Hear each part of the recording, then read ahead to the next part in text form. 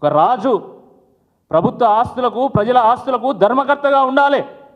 కానీ రాజే రాక్షసుడై ఈరోజు కాలయముడై ఈరోజు ప్రజల పక్షాన ప్రజల మీద పడుతూ ఉంటే ఈరోజు ప్రజలు భయాందోళనలో ఉన్నారు. ఎప్పుడు ఏ రాత్రి వచ్చి ఏ బుల్డోజర్ వచ్చి మా ఇల్లు కూలగొడుతుందో అనేటువంటి భయంలో ఈరోజు స్లమ్స్లో ఉన్నటువంటి లక్షలాది మంది పేద ప్రజలు ఈరోజు బిక్కుబిక్కుమని బతుకు వెల్లదీస్తూ ఉన్నారు. ఇది వాస్తవం కాదా అని నేను అడుగుతా ఉన్నా.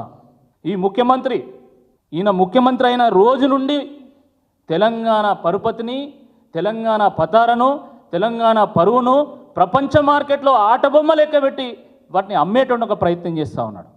తెలంగాణ వచ్చినటువంటి తెలంగాణ ముఖ్యమంత్రిగా ప్రమాణ స్వీకారం చేసిన తొలినాళ్లలో ఆయన తెలంగాణ మొత్తం అప్పులకు ఉప్పైపోయింది, తెలంగాణలో కనీసం జీతాలు ఇచ్చేటువంటి పరిస్థితి లేదు, తెలంగాణ అసలు నడిచే పరిస్థితి లేదని చెప్పేసి మాట్లాడడం మొదలుపెట్టిండు. తర్వాత అసెంబ్లీలో అయితే ఏకంగా శ్వేతపత్రాలు విడుదల చేసిండు, ప్రపంచవ్యాప్తంగా చర్చ జరిగేటి చేసిండు.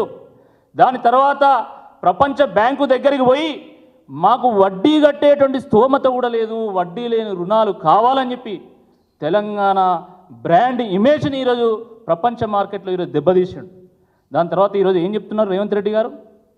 ఈరోజు మా హైదరాబాద్ నిండా అక్రమ నిర్మాణాలే ఉన్నాయి, ఎక్కడ భూమి ఉన్నా అది ఈరోజు సక్రమంగా ఉండదు, అన్నీ అక్రమ నిర్మాణాలే, హైదరాబాద్ నిండా అక్రమ నిర్మాణాలే, మీ ఏ క్షణమైనా ఏ రాత్రి అయినా వచ్చి కూలుస్తామని చెప్పి ఒక సందేశం ఇస్తూ ఉన్నాడు.